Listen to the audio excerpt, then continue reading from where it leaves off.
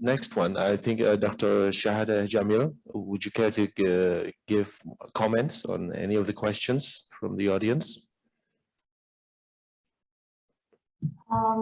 Yeah, I just like to add on because the previous speaker, they basically cover all the questions. So just to add on a little bit on whether or not we can convince China to be more receptive towards the Indo-Pacific term, because they are very against it in the beginning. So basically, China seems to be more open to the concept right now, because if we can see last year in 2021, China for the first time has acknowledged India's IPOI and also the ASEAN AOIP.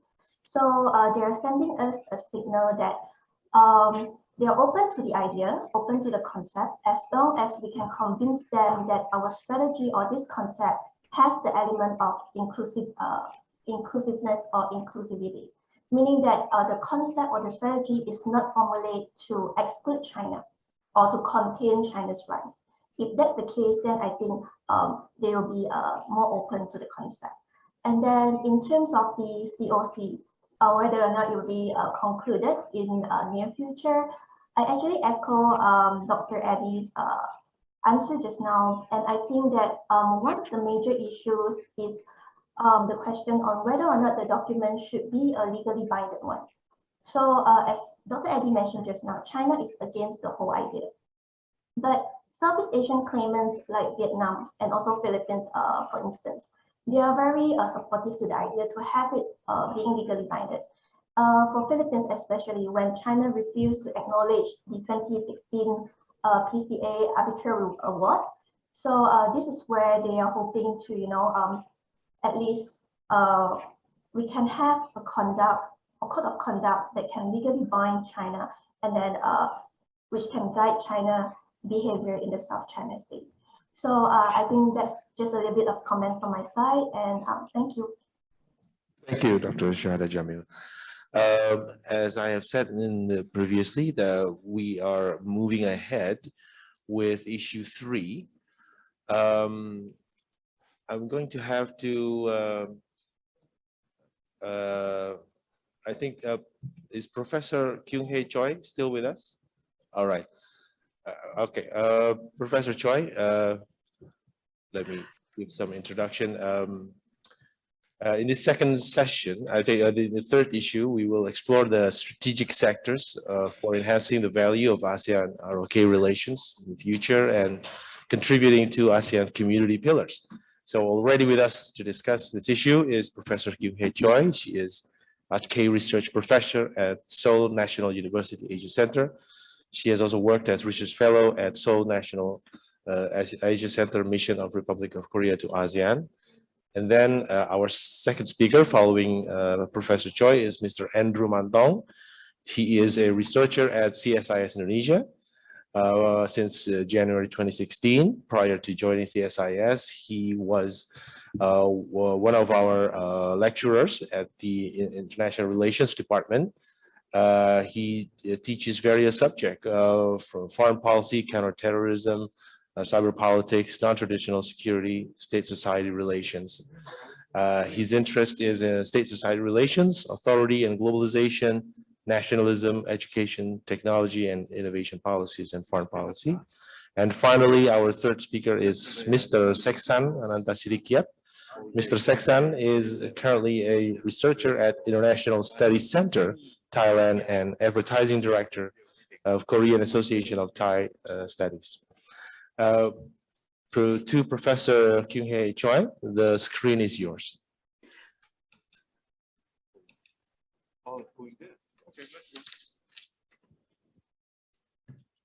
Professor Kyung-Hae? Yes. Oh, okay. Okay.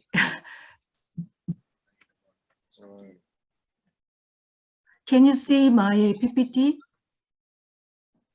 Not yet. Not yet? Okay.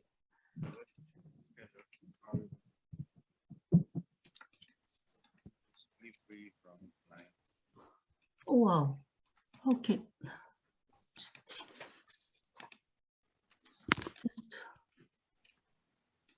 Oh, wait a moment. Wait a moment, please.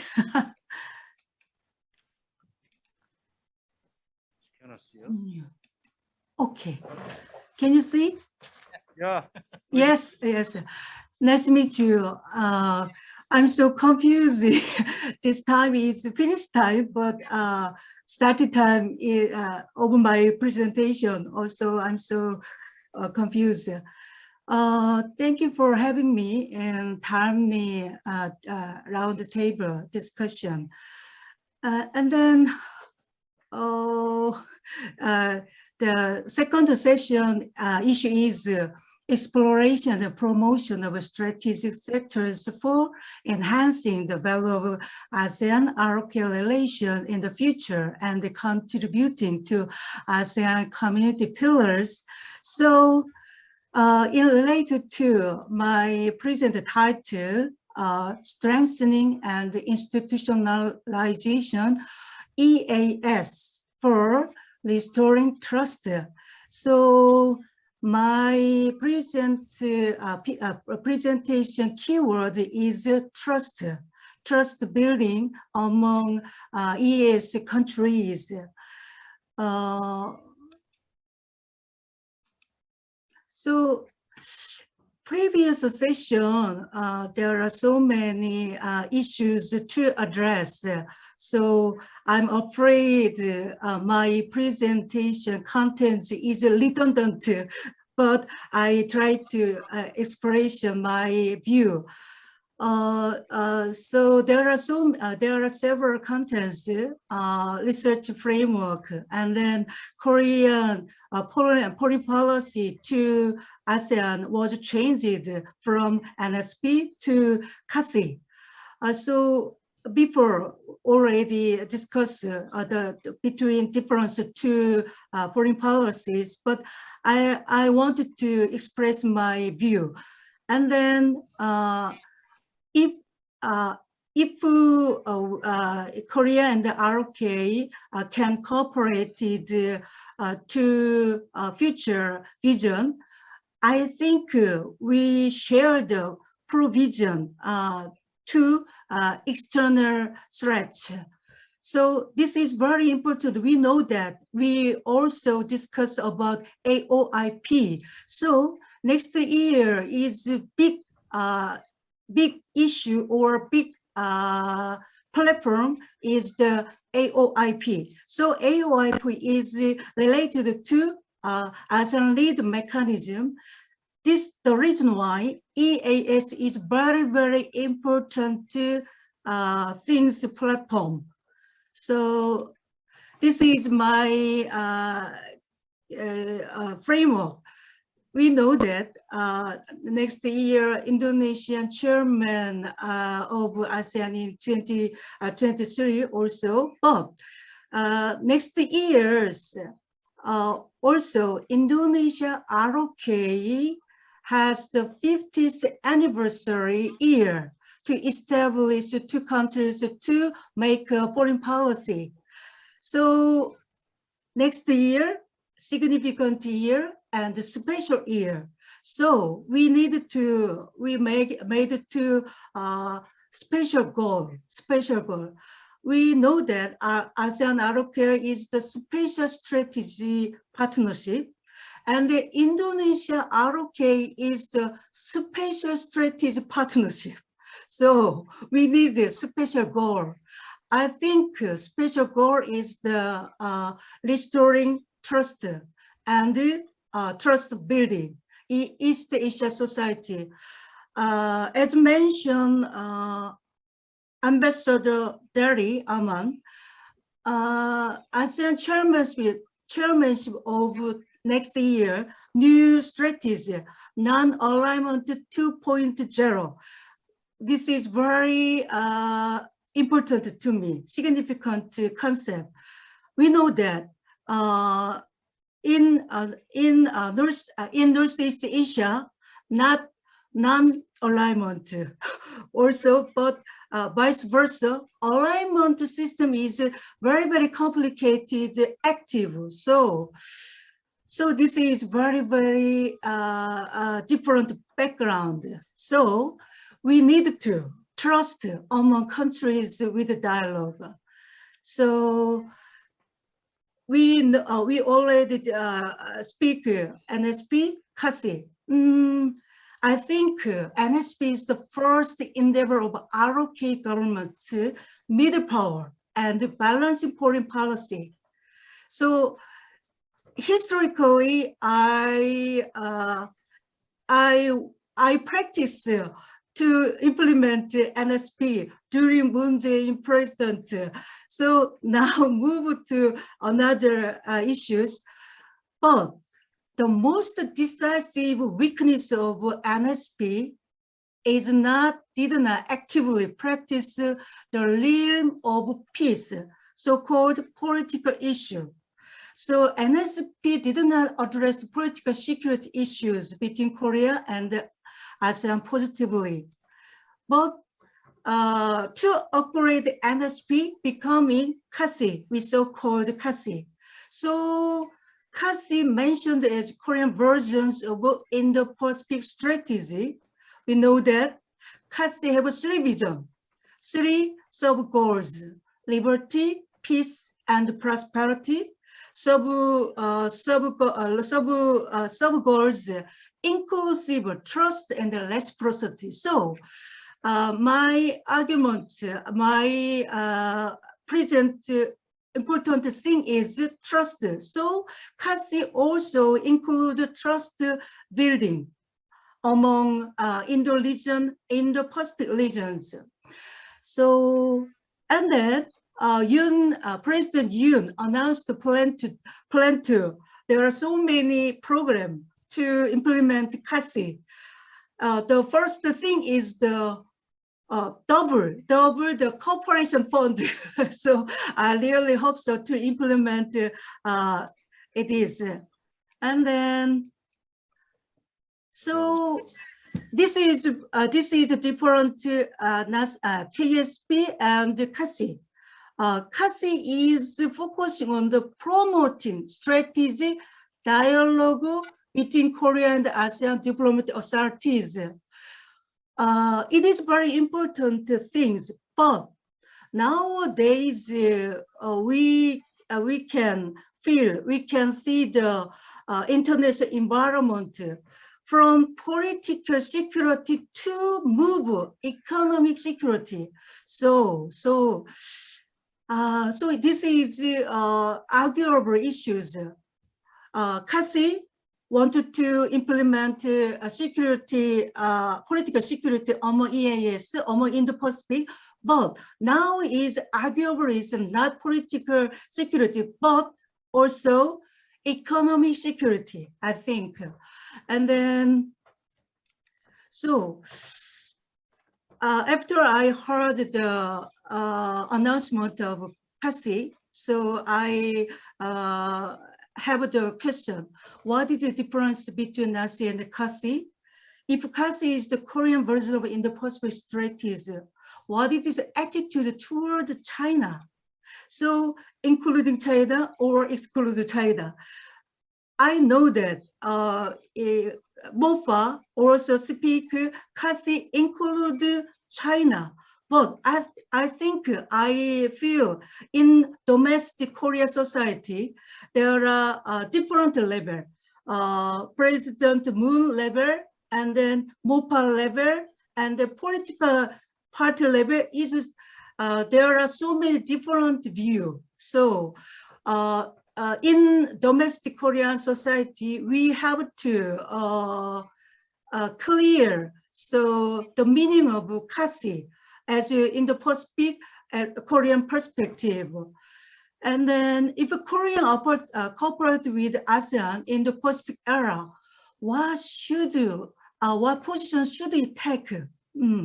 So I think linking Korean law with ASEAN need to understand geographical situation facing ASEAN. So we know that this is survey report from Southeast Asia 2020, ICC Yusuf.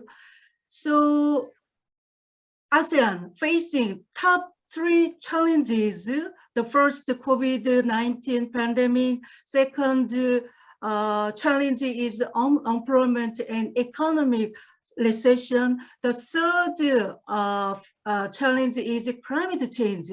And then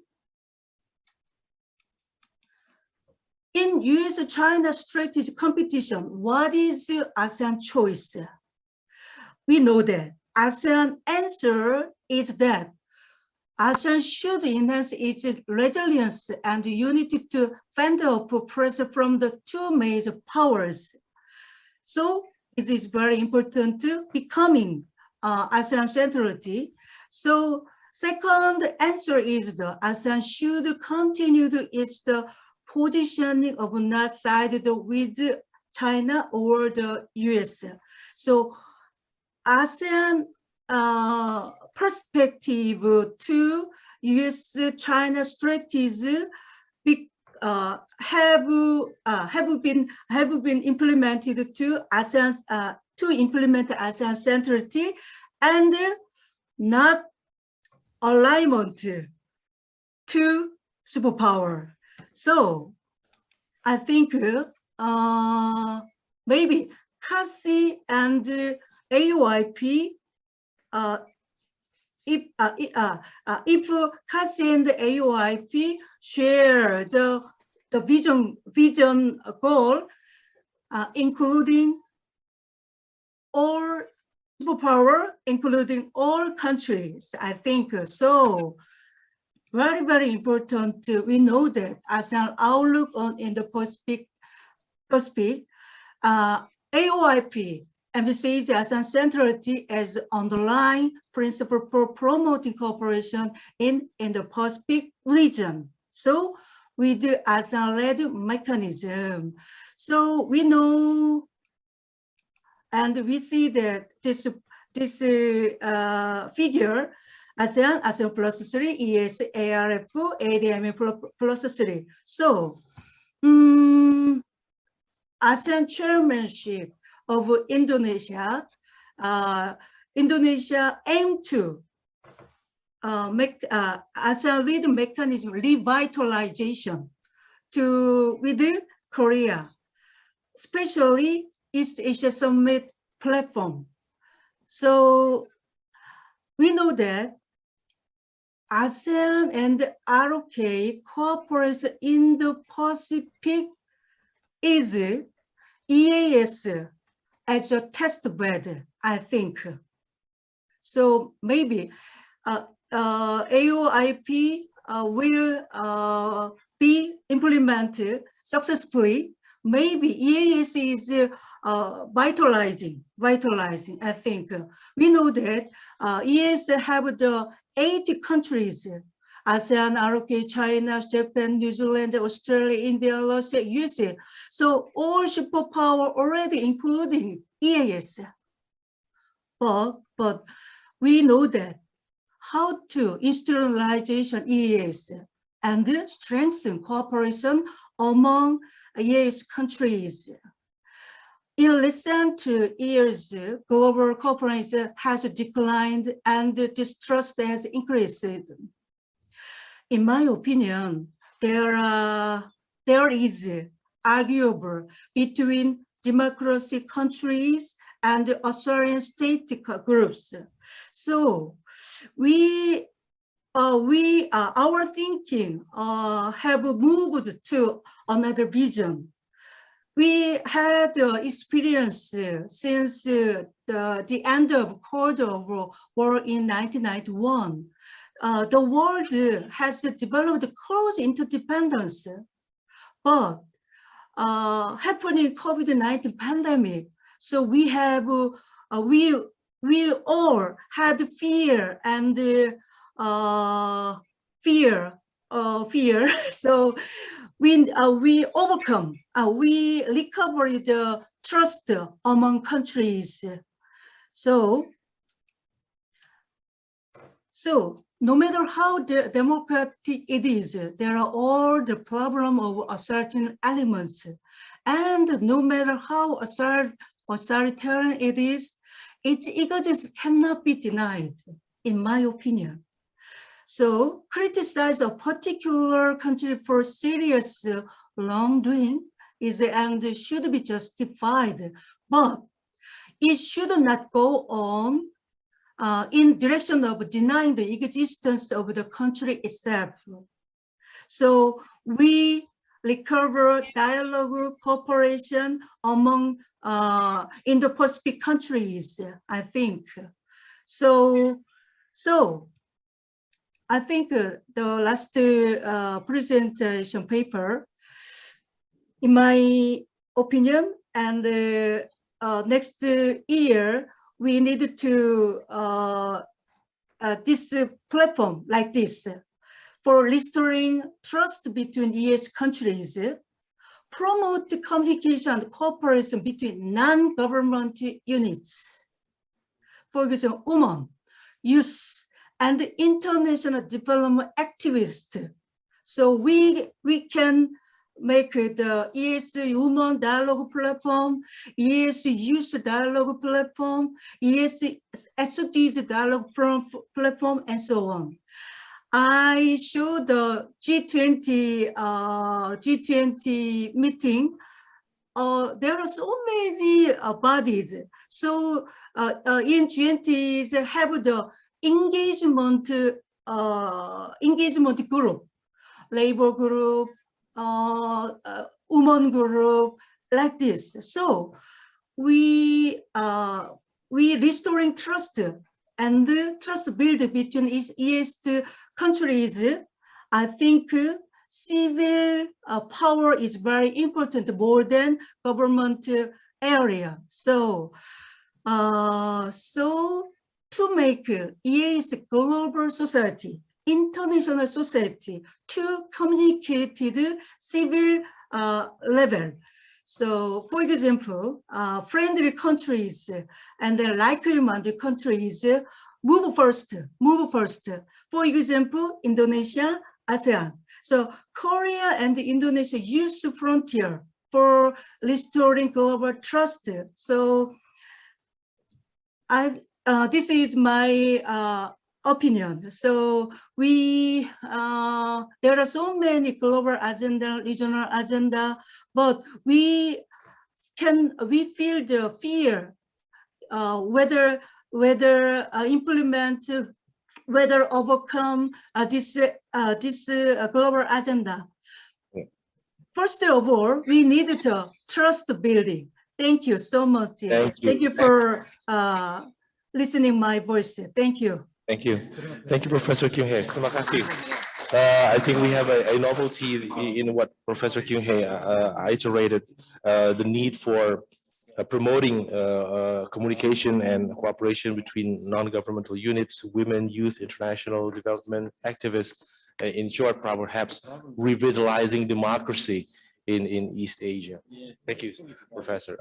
Move on to the next speaker, Mr. Andrew Mantong. I think the committee can provide PowerPoint for Andrew. Yes.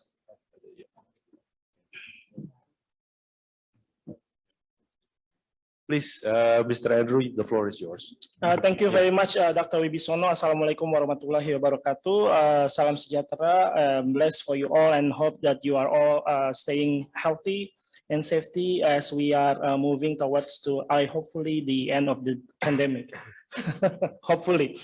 It's been great. Thank you for the Korean mission to ASEAN as well as the ASEAN Study Center of the University of Indonesia. It's good to be back home here in Depok. So I think the last time I was here was just before the pandemic, 2019. I remember that the first day before we closed down and apply lockdown, a bit lockdown, I was teaching here at campus of the Faculty of Social and Political Sciences.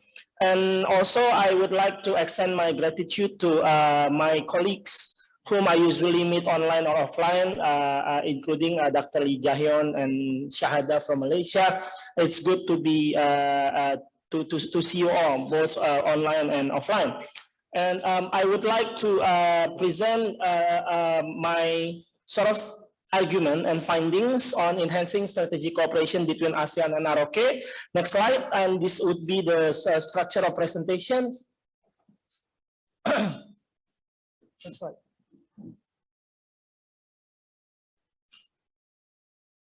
This is the structure of presentations. I would divide my presentation by three main elements. First is talking about sources of alignment, why there are some potential for ASEAN and ROK to work together, and what are the sort of path-dependent elements that shape the future alignment between ASEAN and Korea. And there are also reasons for focusing on strategic sectors, since this session is about the strategic sectors.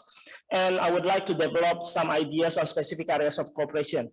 Everything that I I will present here is a continuation of my work since 2019. So I have published in some book chapters. The first is already published by Sejong Institute.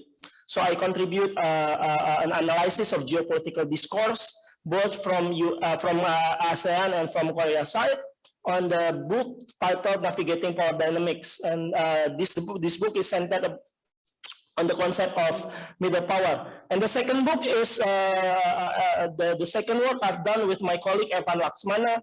It was published by the KIEP, Korea Institute for International Economic Policy, I believe. We are talking about the lack of security focus in the new Southern policy, and the upcoming book is just finished fresh from the oven.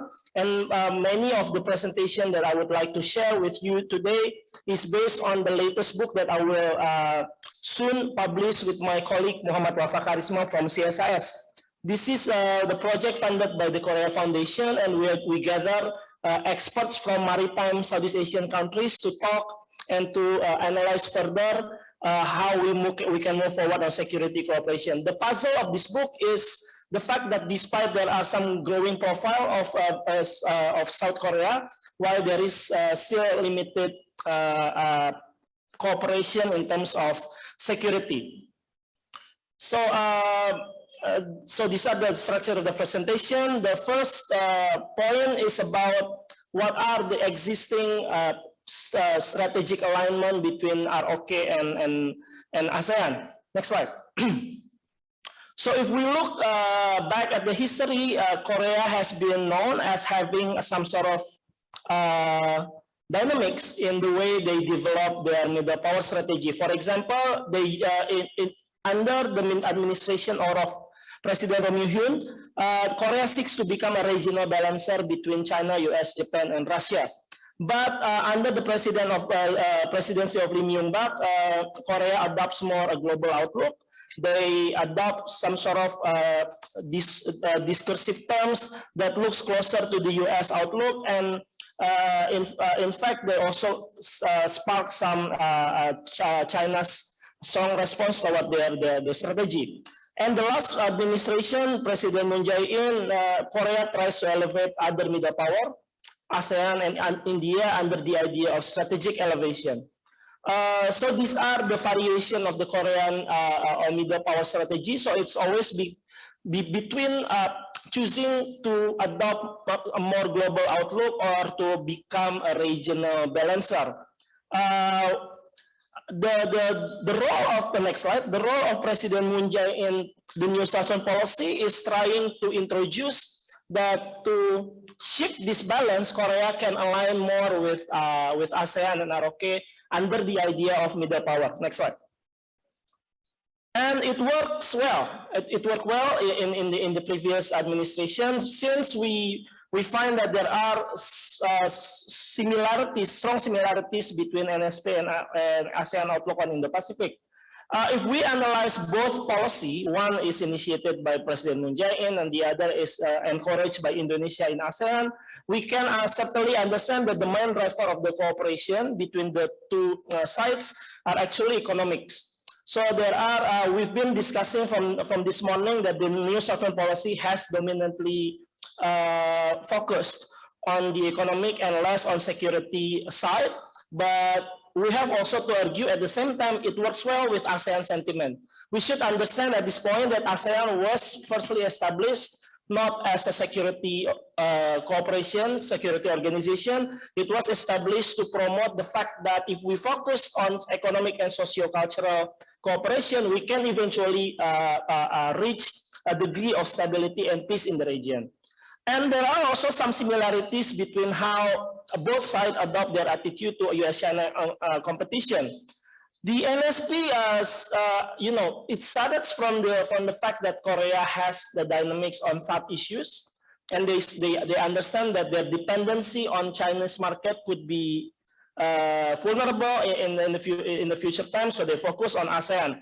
But they also know at the same time that ASEAN and US influence must be balanced in the foreign policy. And I think at this point, ASEAN also share the same look, albeit difference in the way, in the fact that Korea is actually a former US alliance, and ASEAN still maintains the position of strategic autonomy between the US and China. And next slide. If we also compare the ongoing policy of post-NSP and President Yoon vision of the first, I think we heard the term of ABCD, and then the terms of global pivotal state, and now we heard the term about ASEAN-Korea solidarity initiatives.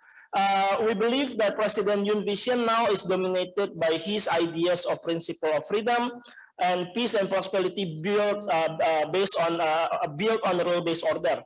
He seeks to also emphasize that any change in the region should be achieved through peaceful means. So it certainly also touches upon the dynamics of Taiwan Strait and Myanmar, because Taiwan Strait, has been heavily militarized at this moment, and Myanmar is an example of change that is pursued not by peaceful means. So we believe that under President Yoon, there would be some strong, bolder Korean position towards these regional flashpoints.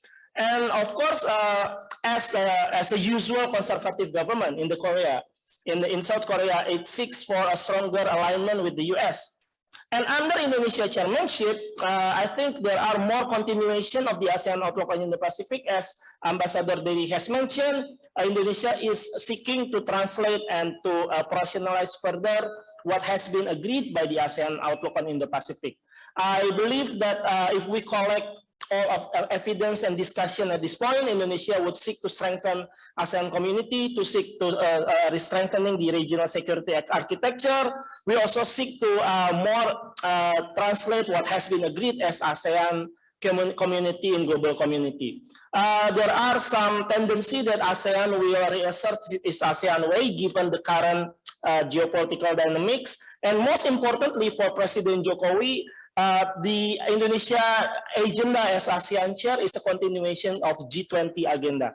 So in terms of foreign policy, we have noted that President Jokowi is a believer in economic diplomacy.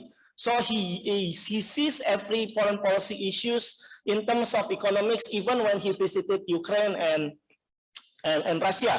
So every geopolitical outlook will be looked in under the lens of economic policy. So it is no-brainer for us when we hear that the priority of Indonesia next year would be centered around the idea of epicentrum of growth.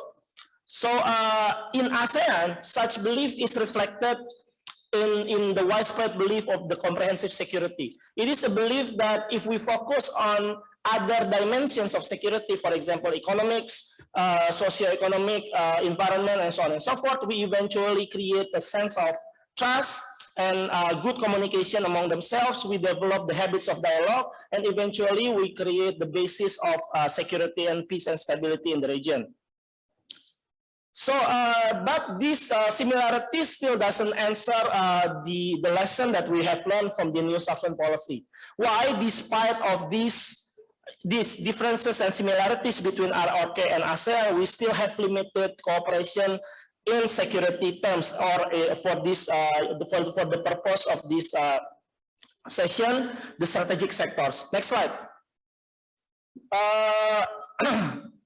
Because the two most important factors, at least for Korea as perceived by ASEAN, there are still gaps between growth of and economic capacities of Korea's image in the region and its influence in the region of Indo-Pacific. But for countries like ASEAN,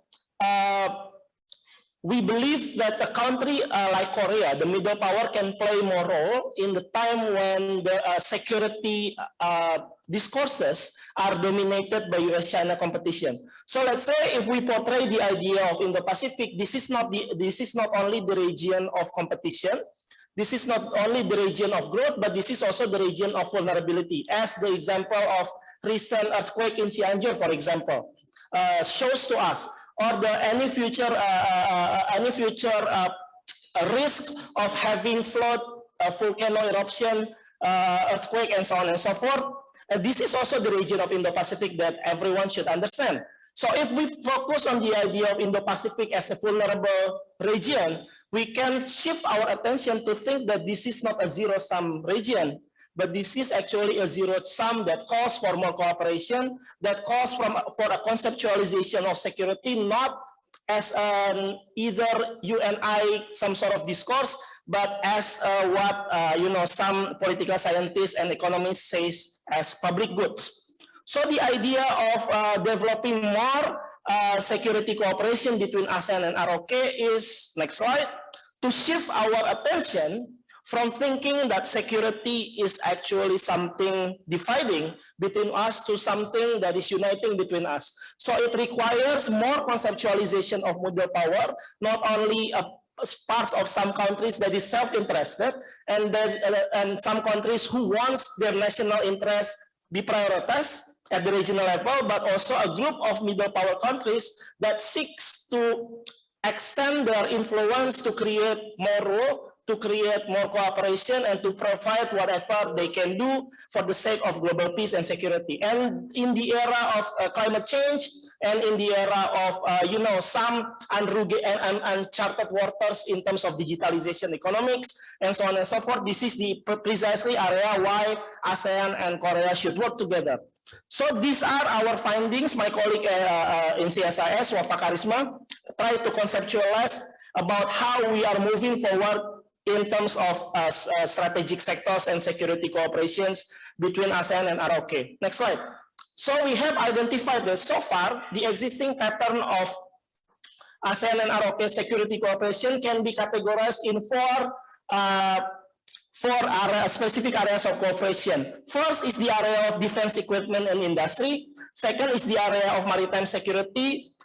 Third area is cyber security, and fourth area is human security. As we move down in this column, we seek more potential to develop the idea of regional public goods by promoting cooperation between ASEAN and ROK. Let's move forward to the first area of cooperation. Next slide.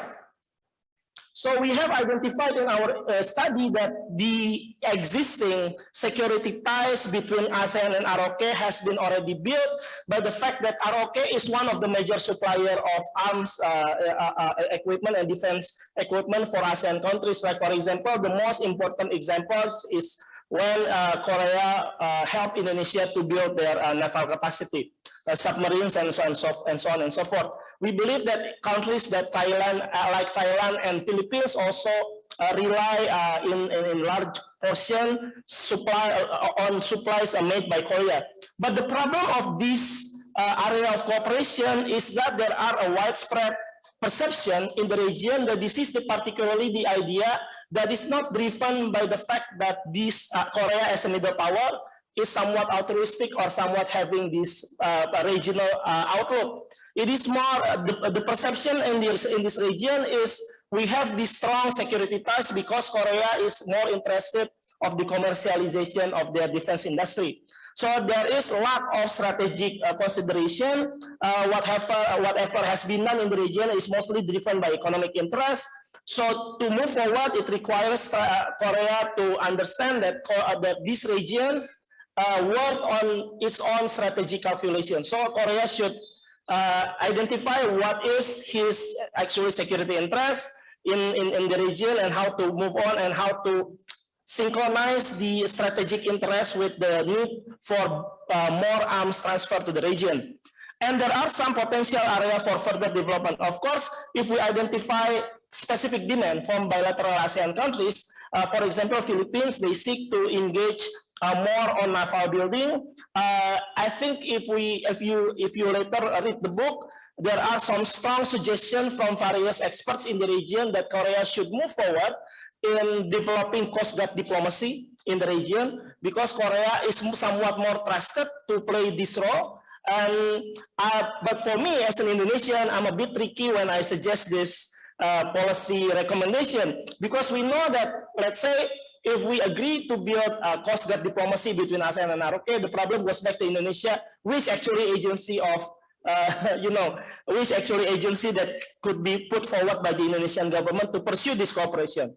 Coast Guard is divided into at least 5 or 7 authorities in Indonesia, and we have immediately some institutional constraints if we deal with this. So it also suggested that calculating a more strategic interest in this region will prompt Korea to even look further into how the cooperation agenda is being brewed even at the domestic level. The next two area of cooperation, cybersecurity, is the ongoing demand from the region. So it stems from the fact that Korea is the source of know-how technology in maritime security. I think it really has not been quite acknowledged that Korea is indeed a maritime power. Korea has experienced some major maritime incidents when you have incident of ferry sinking in Korea. You also have experienced the sort of reinstitutionalization of maritime agency. At the same time, Korea is also known for its 5G and IT technology. So there are more demand from this region to develop their capacity on maritime security and cyber security. The strong point of these two elements is for cyber security. Korea is somewhat seen as the most promising of transfer technology capacity. So whenever ASEAN countries want to develop their cyber capacity, they want to identify whether their cooperation would promise some sort of technological transfer. Let's say if Samsung open factory in Vietnam, in Indonesia, and so on and so forth. So Korea is seen as one of the most promising middle power who can bring technology transfer to countries like Indonesia. So there are some huge expectations there. But for maritime security, it is more driven by the fact that Korea is more neutral image. Korea has no colonial history with ASEAN, is not associated with any kind of colonial label. And we can also learn by the fact that there are no major demonstrations for any Korean investment so far in this region as compared even to Japanese investment or even now Chinese investment in the region. So if we think that maritime security is deeply tied with other sector and economic development, Korea having some upper hand position to develop more cooperation with the region. There are a specific area for cybersecurity, for example, promoting and regional cyber norms, and joint research and development, digitalization of law enforcement agency, and transparent methods of applying cyber technology to surveillance purposes in the time of pandemic. Next slide. For maritime security, there are some potential area of development. It includes promotion of maritime domain awareness, Coast Guard diplomacy, institutionalization of exchange and joint training, as well as continuous effort to uphold the UNCLOS. So we can identify that there are some areas of cooperation here. Plus, on human security areas, the existing condition is the fact that there are already good track record touched by Korea when they engage ASEAN on various different issues, such as vaccine diplomacy, efforts against landmine spread in Indochina, or even its recent focus on green-oriented development. Channel of engagement has already established both at bilateral and multilateral level, and this is the area where Korea can actually perform that they are a provider of public goods in the region. Korea has not really experienced the fact that there are some major terrorist attacks, but yet still Korea still invested in ASEAN cooperation on countering terrorism and violent extremism. So this is the example where public goods is actually possible. There are further area of development, but the most tricky point is even at the ASEAN, we are also having very extensive cooperation on this area, but the cooperation is somewhat fragmented in different area ASEAN sectoral bodies. Next slide, the last slide. How do we address challenge then? So we identify that there are at least 3 elements that we should adopt if we want to see more strategic cooperation between ASEAN and ROK. First is it is actually apparent and it is actually evident that one of the reasons of the lack of security cooperation is because Korea has different priorities. So if we talk about what is the security priority for Korea, it will always be North Korea. And for ASEAN, it will probably now we are talking about Myanmar and the fact that there are issues like South China Sea. So these priorities cannot be changed. What can be changed is actually the way we talk about it. First and foremost, the efforts would be consisted of both normative and discursive efforts. So it involves having more dialogue, multi-track dialogue between ASEAN side and Korea side. So one of the most important example is when Japan trying to expand their influence in the region, they used to build the so-called track 2 network, now we know as area. So if we have something like area for security cooperation, that would be helpful to create a marketplace of ideas between different scholars both in ASEAN and Korea, and talking and planning about how Korea and ASEAN can move forward to develop more cooperation. And specifically in cyber and maritime area, Korea needs to choose the right platform. And the fact that there is no single ASEAN entities that exclusively designed to deal with both area of cooperation would be tricky for Korea. So let's say Korea would work with ASEAN on developing more maritime security and on supporting the ASEAN outlook on Indo-Pacific. I think if you ask the ASEAN Secretariat, first question that would they would pose back to you is which sectoral body you would put the initiative under. Because if you talk to maritime security, at least we have AMMTC, we have ADMM, and we have the ASEAN Maritime Forum. So which area that you would work?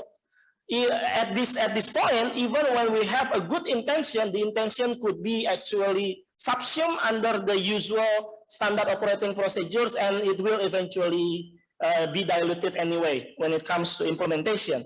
And investing in multilateral and regional process is also important for ASEAN and Korea. We should both create forum at strategic and operational level. Some of the specific example made by our authors in our upcoming book is, for example, to re-establish a regular ASEAN ROK Maritime Security and Safety Forum to talk more diverse and more comprehensive idea on maritime security. Because when we are talking about maritime security, we are not only talking about naval competition, but we should also write a regional norms where shipping practice would not endanger sustainability of marine resources. We should ensure that there is no irregular labor practice at sea, something that has already seen by Indonesia.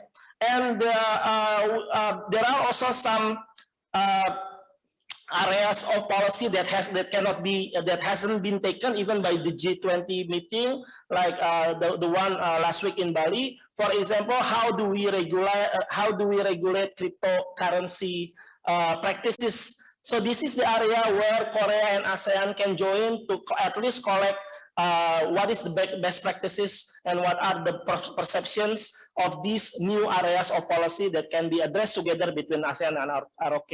Apart from these 3 elements is, of course, on more incidental level, the expectation is how can we help together to deal with our own problem. For ASEAN now we have a Myanmar problem. For Korea, they still have a North Korea problem. South Korea always want ASEAN to play more on North Korean issues, on becoming a mediator or becoming a facilitator of peace. And countries like Indonesia now is craving for more international support to deal with Myanmar crisis. there are not yet specific recommendation for this, but we can discuss about this later in Q&A session. With that, I would like to end my presentation. Thank you, Dr. Wibisono.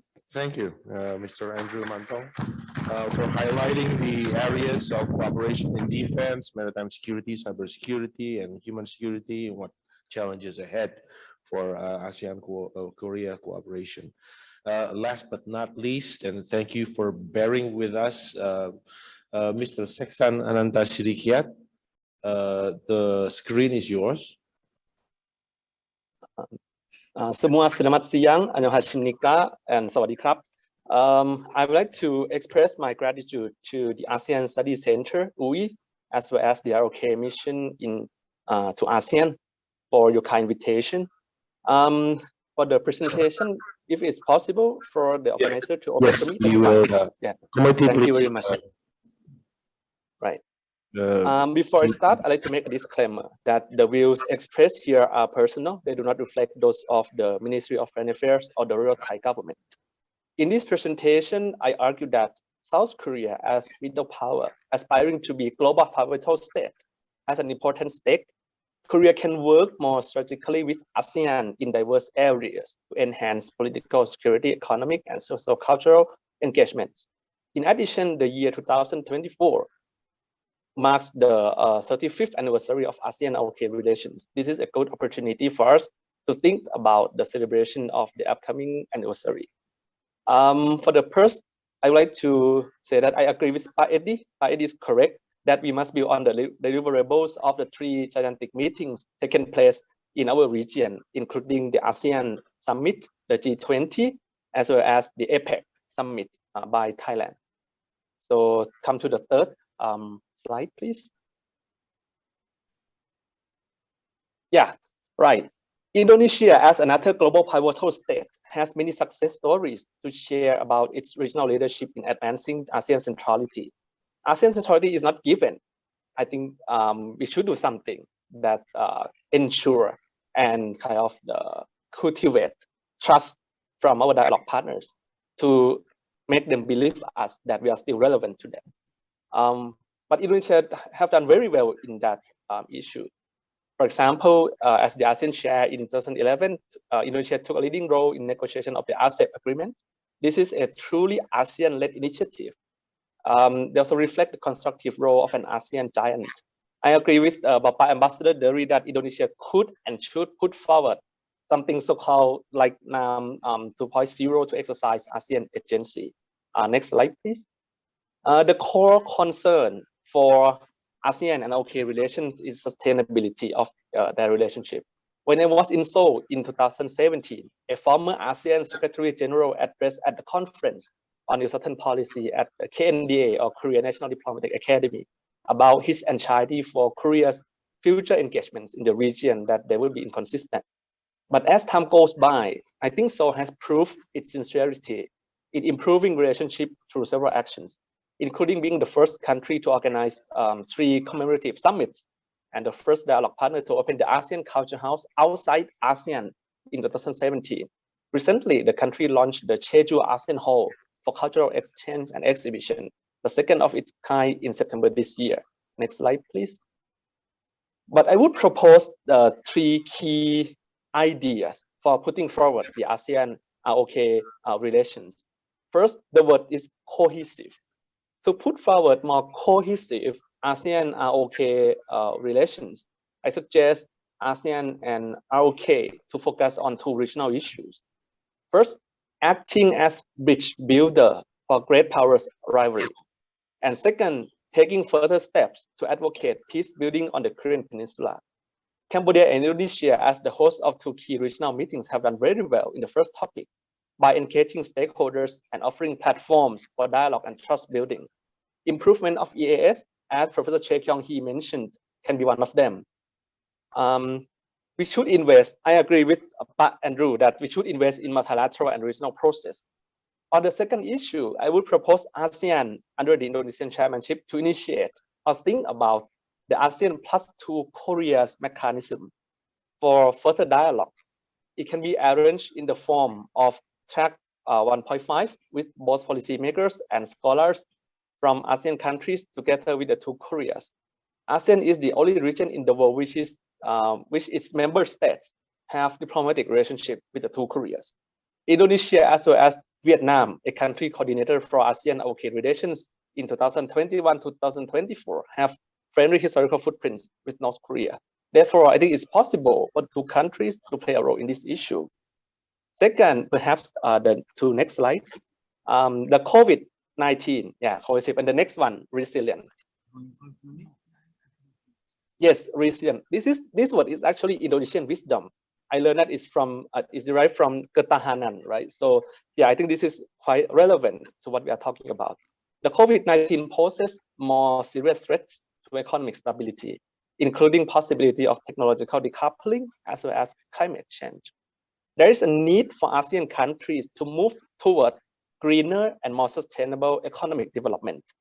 As a result of the APEC meetings, the 21 economies concurred on the Bangkok goals on bio-circular and green economy, outlining their intentions to address challenges from climate change.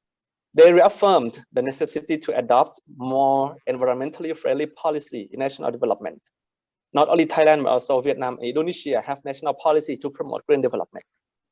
Additionally, the three countries were designated to host the ASEAN Center for Public Health Emergencies and Emerging Disease, or ACFED. Therefore, the three countries can lead in being a reference for good practices and sharing experiences to other member states. I think South Korea has been well recognized as a global leader in technological development.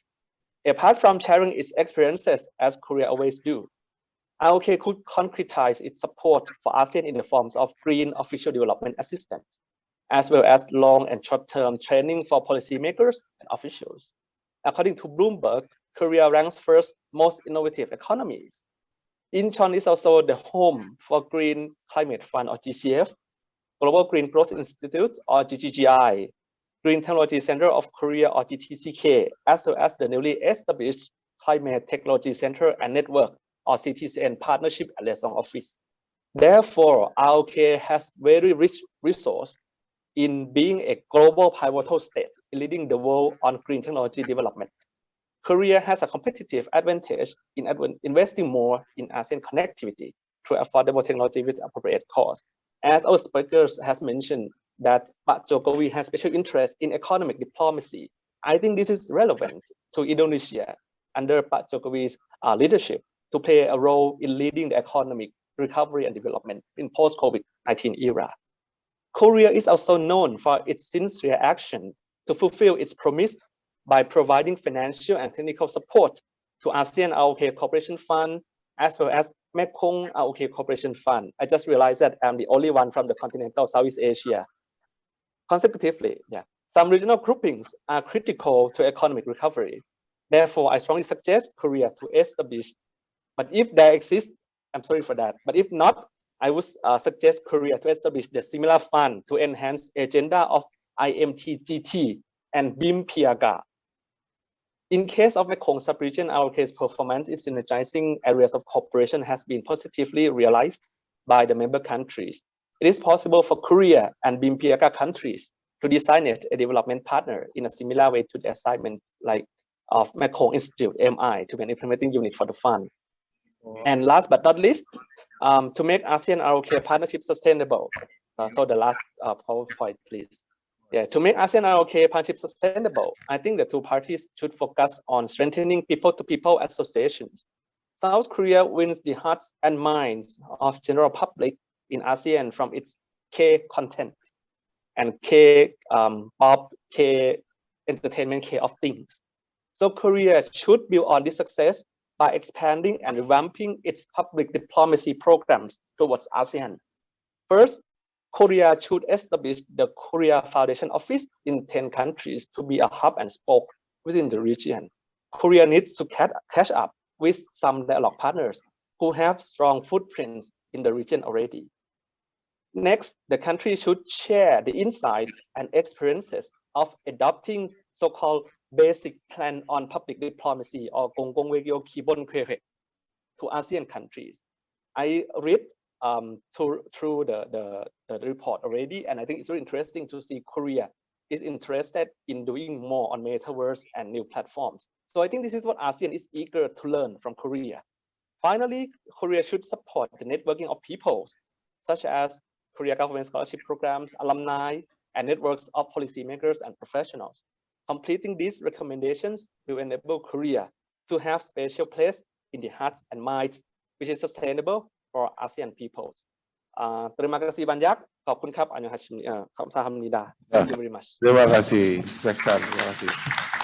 Mr. Seksan is also our contributor to ASEAN Insights newsletter for analysis on Thailand's BCG economic model. I have a question here from, oh, it's already answered. Yeah, to Professor Kyung-hee. To what extent that South Korea could play a greater role in the political issue within the KASI platform, as we know that ASEAN has been quite mute, in quote, when dealing with sensitive political issues. This is from Nur Aisyah Kotarumalos to Professor Kyung-hee. And perhaps I want to ask a question to Mr. Andrew. You said in your presentation that President Yoon's vision at the moment is a stronger position against China and more alignment with the US. How is that? How would you say that would become an impediment to the more development in strategic sectors with ASEAN? And perhaps could you? I read your chapter in the book with Evan. Could you share with us lessons learned about what to do and what not to do from Indonesian cooperation with South Korea on KF airstrike fighter? That's and maybe ID. Any questions? No. His Excellency, Pak Dery. No? Okay. Maybe from the audience. Any questions? Pak Broto? Any comments or questions? Yeah. Pak Broto is also our fellow at the ASEAN Study Center. Thank you, Pak Ali. It's not comment, it's basically a question because it's interesting that Professor Choi and also Pak Andrew listed Myanmar crisis issues as one of the priorities for both ASEAN and Korea. So I would like to hear more about that basically, if you may. Okay. Could you repeat that again, please? I would like to hear more explanation on whether or how the Myanmar issue could play at hand in ASEAN and Korea relations, especially because Pak Andrew and also Professor Choi mentioned about that one. Okay. Okay, then Professor Kyung-hee Choi, are you still with us? Yes, still. So I feel this is it's finishing time. We can feel so tired. So thank you for question to me from Nur Aisyah Kotarumalos, and then floor. And then next year, ASEAN chairmanship of Indonesia there are so many problems. And then Myanmar crisis is the top priority to make a solution, I know. So I heard and I see there are so many conferences in Jakarta, including CSIS also. So at that conference, there are so many the way to make a solution in Myanmar crisis. So this is the same concept, in my opinion, to make a solution Myanmar crisis. KASI and ASEAN can operate the platform to address the Myanmar issues next year. So Korea society have so many civil organizations to support Myanmar's democratization. So last year happened to Myanmar coup in Myanmar. Korean society support to Myanmar movement for democratization. We know that we have also same experience to make a democratization of Korean society. So we can support, we can explain the experience, and then we can support the so many way to make a democratization. So next year, I really hope so. Through Indonesian chairmanship, so we need to make a civil platform to communication for Myanmar crisis, Myanmar democratization. So yes, my answer is it. Yeah, thank you. Okay, thank you, Professor Kyung Hee. Mr. Andrew Mantong. Thank you for the question.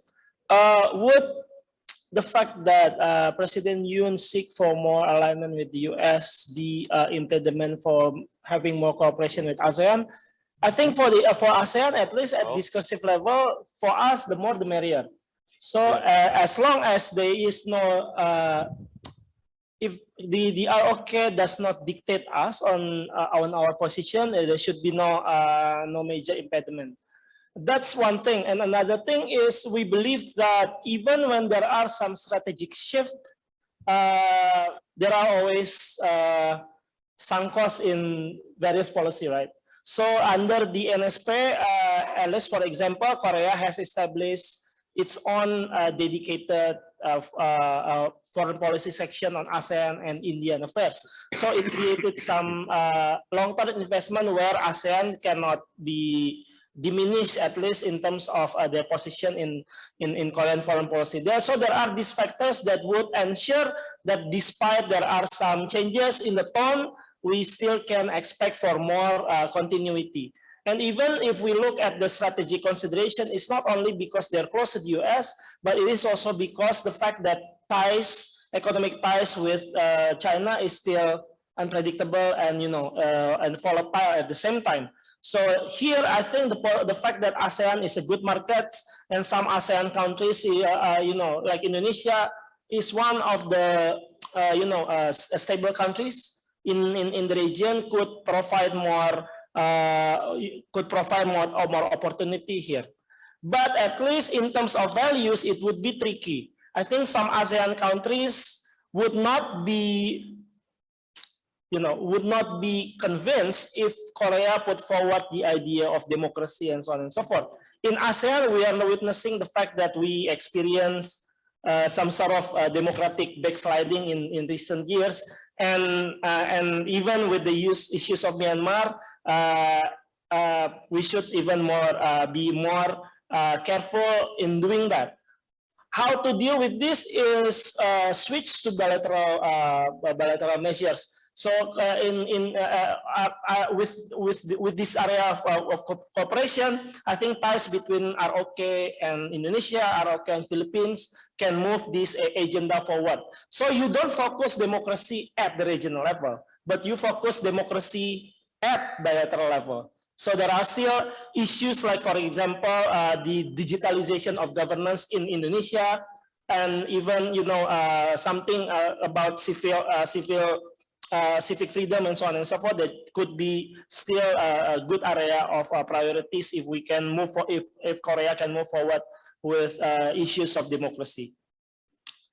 On the question of the defense industry, what is the do's and don'ts? For Korea, do not only focus on the specific economic interest about commercialization. Try to identify what would be Korea priority in ASEAN. So let's say if Korea is interested in freedom of navigation, in the safety of maritime practice in Southeast Asia, there are some certain adjustments that Korea needs to do when they Seoul decides what sort of arms transfer that they will do to the region. And apart from that, I think Indonesia-Korea ties on defense procurement. It also shows that there was some complication by the fact that Korea in defense industry itself is also dependent on the US. So there are some complication when it comes to the to the quality, to the sustainability, and to the realization of project that could that I think my colleague Evan and I have already described in our chapters. Okay, and the last question is about Myanmar. How can we move forward? It's tough. So I think if you see, if you saw in my last slide, I didn't even mention Myanmar there, and we didn't even mention in our book extensive discussion about Myanmar. Why?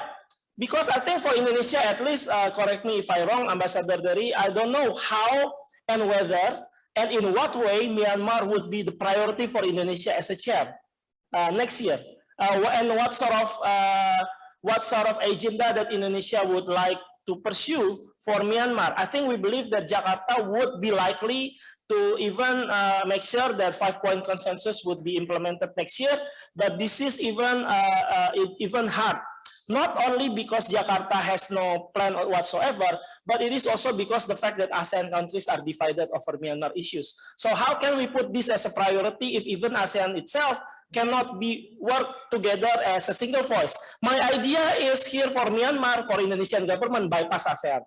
We can work directly with Korea, we can work directly with Myanmar, and we can work directly under the idea of middle power alignment with countries like India, Thailand, and some like-minded countries to bring more actions to Myanmar. So let's say the 5-point consensus is the normative position that we should use as a benchmark. But in terms of pressures, in terms of stick and carrots, in terms of how to make sure that NUG, the representative of NUG and the junta sits together, we need resources that could be mobilized and galvanized only if we can align this sort of middle power working together directly to Myanmar. So my suggestion is not ASEAN, but probably another version of a Jakarta informal dialogue, probably, that links ASEAN mechanism, middle power mechanism, and the support for the international community.